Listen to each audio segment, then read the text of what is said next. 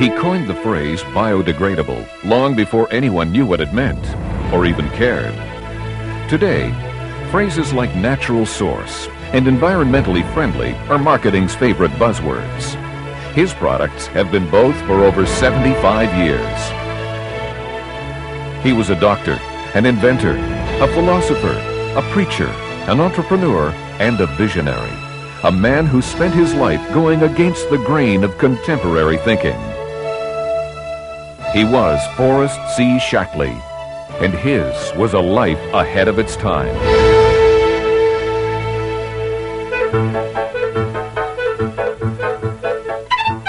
The year is 1894.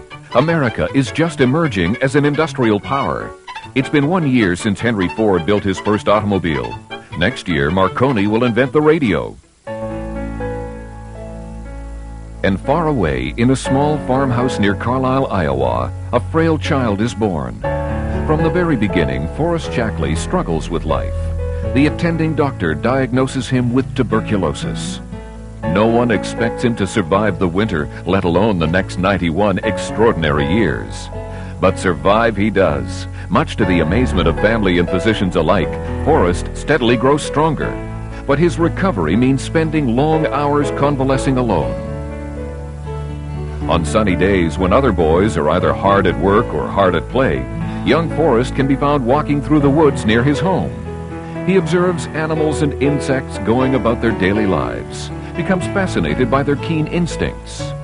He watches entranced as formations of birds migrate to the same spot every year without the aid of map or compass.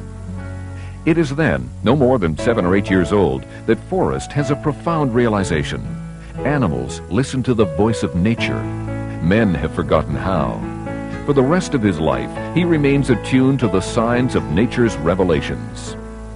In this way, the boy learns what the man will need to know. Forrest doesn't allow his early setback to ruin his life. Instead, he uses it to his advantage. He helps gather plants and herbs his mother uses to prepare folk remedies that ward off illness. This early education in natural healing stays with Forrest. It's his first step on a journey into this powerful force. His destiny is unfolding. Ironically, it's a destiny that started with an illness he was never expected to survive. I'm very, very happy that early in my life, I accepted nature as my physician. And I tried to live in harmony with nature. And she's never let me down. 1913. The world verges on war. Tensions in Europe are mounting. In a few short months, the worst carnage in history will be unleashed. Forrest is 19. All signs of his earlier illness are now gone, but his life is forever changed. He cannot ignore the lessons learned in his childhood, can't turn his back on the powers of nature he's been witness to. Later that year, Forrest develops severe back and abdominal pains. Worried, his family rushes him to the nearest doctor, where he's diagnosed with appendicitis. Given his past medical history, the family readily agrees to surgery. But in a move that would confound even modern physicians, Forrest refuses. Instead, he defies all the so-called experts and insists on being taken to see, of all people, a chiropractor. At that time, chiropractic was an extremely new and not very well understood branch of medicine. Forrest was interested because it promoted a natural approach to healing. His faith would soon be justified. The chiropractor discovers a dislocated vertebrae pressing on the nerve in his lower right abdomen. Once the vertebrae is put back in its proper position, the pain disappears. No surgery, no drugs. Forrest put his life on the line and won. But this wouldn't be the last time. Later that year, he enrolls in chiropractic school. It's 1921, and the world is recovering from the horror of war. Drunk on the ecstasy of survival, society runs wildly into a headlong transition from fear to frivolity. Life is celebrated to the fullest, sometimes in the unhealthiest of ways. Forrest has been a practicing chiropractor for 5 years now, but his interest in nutrition hasn't waned. He keeps detailed charts about his patients' eating habits, counseling them on proper diet and stressing natural, healthy eating. He begins exchanging research with Polish biochemist Casimir Funk, who earlier isolated a natural substance he calls vitamin. Forrest is himself trying to process these vital organic compounds into what he calls vitalized minerals. But all this work comes to a sudden stop when Forrest is diagnosed with cancer in his left arm and leg. The doctor's recommendation is simple, straightforward, and final. Amputate. For the second time in just over 25 years, he comes face to face with a death sentence. But Forrest decides against radical surgery. "I will live," he tells his wife. "I will heal. I know I can do it."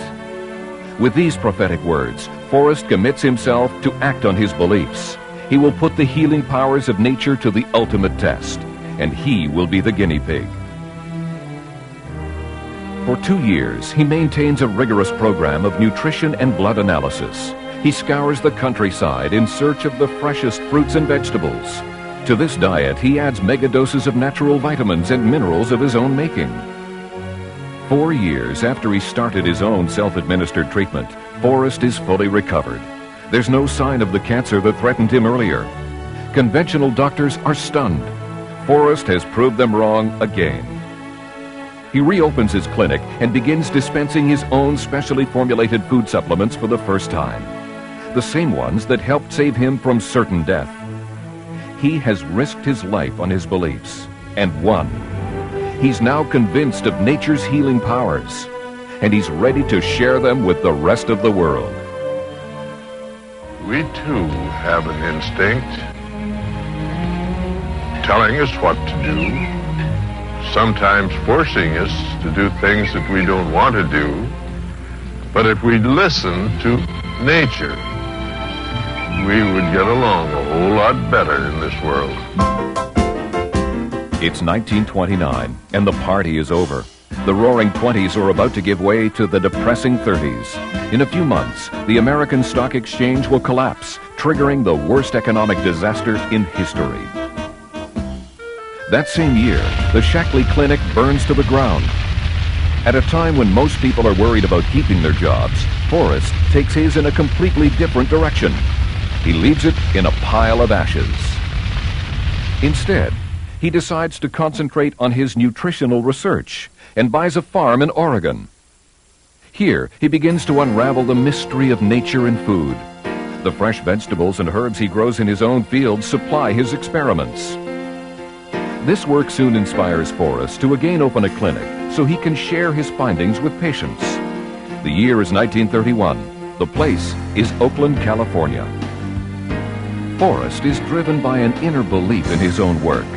Outside, he sees a world blindly embracing technological progress, where everything edible is either sprayed, processed, preserved, or packaged. Vegetables are being picked while still green. Fruits are being covered with wax coatings. Chickens are being injected with hormones. He wonders what this does to their nutritional content, or what it does to nature itself. He compensates for what modern life takes away by developing new and better food supplements for his patients. Soon, this becomes the focus of his clinic. While the rest of the country flounders through the 30s, the Shaklee Clinic flourishes. Then, tragedy strikes. Dr. Shaklee's first wife dies in a traffic accident. Forrest continues to run the clinic for 2 more years, but the loss is too much for him.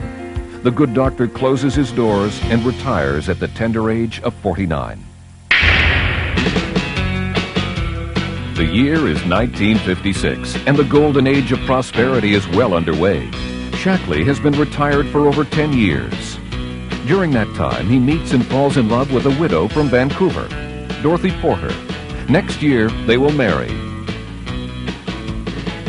Throughout the country, people are making the most of their new lifestyles. They buy products that make their lives more convenient. Fast food is just beginning to take hold. Nature, it seems, isn't relevant to modern living. And at an age when most people are preparing for retirement, Forrest Shaklee comes out of his to found a new company. With his two sons and an $18,000 investment, Forrest begins a food supplement company at a time when the term is yet to be understood. But he sees an ever-growing need for nature's own remedies in this world. And typical of his against-the-mainstream life, Dr. Shaklee realizes that retail is not the way to sell his product. Instead, he opts for a friendlier, more personable way to promote his products. Person-to-person selling. At first, his is a lonely voice in the wilderness. While the rest of the world is adding more and more chemicals to their products, Shaklee introduces an all-natural food supplement called Prolescin. It's their first and only product. If people take only one food supplement, Forrest would say, this should be the one. When the world was relying on the pharmaceutical companies to make them feel better, Shaklee introduced a herbal alternative. When most people were getting their vitamins and minerals in chemical form, Shaklee developed a natural source supplement. And even as big soap companies were touting the use of phosphates and enzymes to get things clean, Shaklee was introducing its first biodegradable cleaner. Soon, Basic H led to a full range of environmentally friendly cleaning products. This was Shaklee's first venture outside the nutritional field. It was so successful, Forrest was inspired to move into cosmetics next. Shaklee couldn't understand why women hid their natural beauty under layers of chemical-based makeup. So he introduced natural source cosmetics. Shaklee's nutritional research also continues, but the simple labs of yesterday are gone. Shaklee sponsors studies at major universities throughout the world. Today, Shaklee markets a complete line of nutritional supplements for the whole family. Shaklee does not request or require animal testing for any of its products. Although he died in 1985, Forrest Shaklee's spirit shines on in the company he founded and in the products it sells. Thanks to his vision and his philosophy of the Golden Rule, millions of people around the world are leading happier, healthier, and more financially secure lives. That is why we celebrate his life, a life that almost never began 100 years ago this year. We're all truly grateful that it did. I am confident that the dream that began so many long years ago is being fully realized by those who have volunteered to continue my work. I wish to thank you all very much.